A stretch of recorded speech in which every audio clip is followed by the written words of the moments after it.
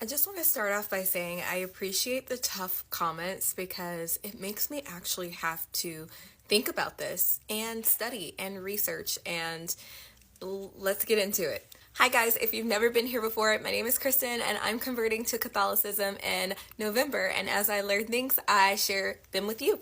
So the person that commented this said that he found the Mass lacking because of there only being like 15 minutes of scripture and homily / sermon.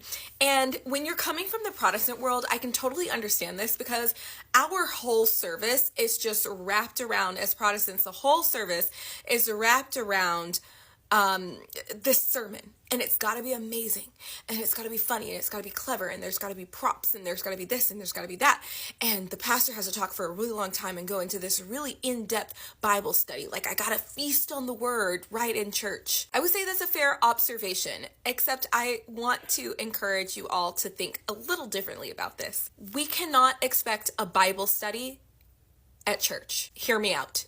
The heart of the Mass isn't necessarily centered around Scripture, but it's built from Scripture. Every prayer, every response, every part of the liturgy echoes Scripture. All of the readings put together in the Mass form just this beautiful dialogue between God and his people. The homily or the sermon is meant to connect those readings to our lives. But when I say it's meant to connect it, that does not mean it is the main event. In the Mass, and even in the early church, the main event was the Eucharist. It was the Lord's Supper. The earliest Christians gathered to break bread. To break bread. We see this in Acts 2:42 through 47. Go look it up.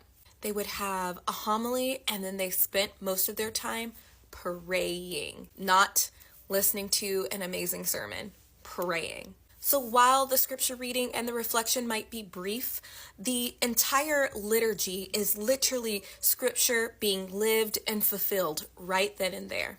It's not just about explaining the word, but even more important, it's about encountering the word made flesh. So if you're craving a Bible study, go to RCIA, go to an actual Bible study, go to some kind of group outside of Mass.